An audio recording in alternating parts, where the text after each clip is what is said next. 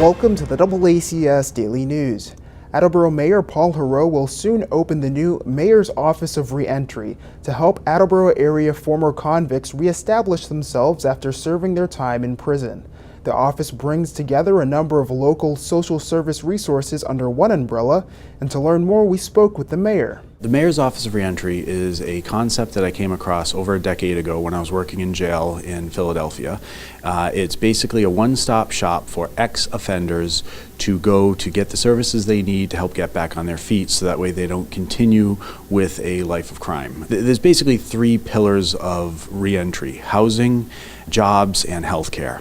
And housing is pretty straightforward, but under jobs you also have education, you've got training, and under healthcare you've also got drug treatment and mental health treatment. So those are the three pillars, and what this Mayor's Office of Reentry is doing is it's grabbing different nonprofits who are already providing these types of services and putting them under one roof in one office, so that way people have a one-stop shop, the place where they can go to just get the help they need to get back on their feet and hopefully no longer engage in a life of crime or commit recidivism. Attleboro will be the main community service, but if somebody came over from Mansfield or Rehoboth or something, we're not going to say no. We're going to try and place these people back in their own communities. The groups that are providing these services, they're already servicing people who are coming from other communities already. There's really no reason to believe that this is going to change the fabric of Attleboro, except improve it for the better, because now you have just a one-stop shop for people to go to get back on their feet. No tax resources are being used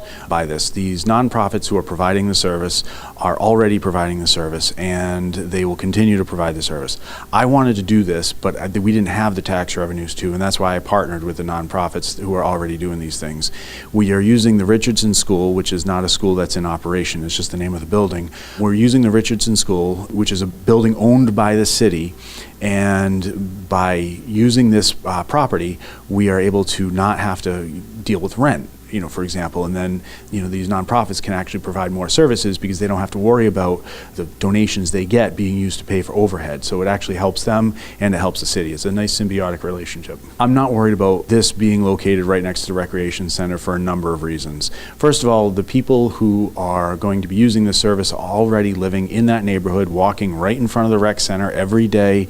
They're already using some of the services that are in the Richardson School at 95 Pine Street. Another reason is the people who are going to use these services are people who are looking to get back on their feet and not get involved with crime, not cause trouble. So that's another reason. And the third reason is that these are a bunch of nonprofits and volunteers who are going to be doing the work at the Mayor's Office of Reentry. This is not something that we're going to have operating 40 hours a week. We wouldn't be able to. It's probably going to be in operation from like 8 or 8:30 in the morning until about 1 o'clock in the afternoon. The rec center doesn't have kids there until 2 o'clock anyway. So there's really no reason to believe that this is problematic at all. I mean, before we started on this, we actually asked the tenants of 95 Pine Street. We asked Self-Help, we asked the St. Vincent de Paul Society, we asked the Career Center, and we asked WIC, Women, Infants, and Children.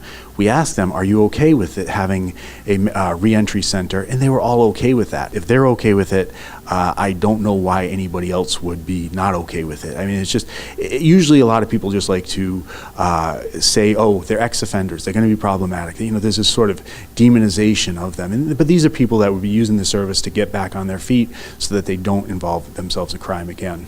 The Office of Reentry hasn't started yet. Hopefully we will have some type of opening this month. If people have questions about Mayor's Office of Reentry, they can reach out to me directly at my office at City Hall. They can contact me through Facebook. They can send me an email at paulheroux@cityofattleboro.us. They can just call me up. There's any number of ways. That's it for today's update. You can watch all of our content by visiting our website, DoubleACS.com, by downloading the DoubleACS mobile app, or by visiting the DoubleACS Roku channel. For DoubleACS News, I'm Austin Ricketts.